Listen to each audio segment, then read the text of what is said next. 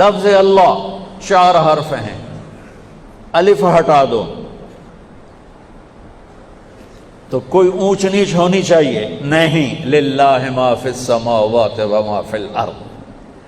اگلا لام ہٹا دو تو کافی مطلب بدل جانا چاہیے نہیں، لہو ما فی السماوات و ما فی الارض۔ آخری لام ہٹا دو تو پھر مطلب بدلنا چاہیے نہیں، وَهُوَ الَّذِي فِي السَّمَاءِ إِلَٰهٌ وَفِي الْأَرْضِ إِلَٰهٌ۔ سارے حرف ہٹا دو، ہا کی پیش کو باقی رکھو تو مطلب بالکل ہی غلط ہو جانا چاہیے نہیں، هُوَ اللَّهُ الَّذِي لَا إِلَٰهَ إِلَّا هُوَ، کہو الا اللہ لا الہ الا ہو، هو اللہ الذی لا الہ الا ہو۔ میرے بچوں، میرے عزیزوں، میرے بھائیوں،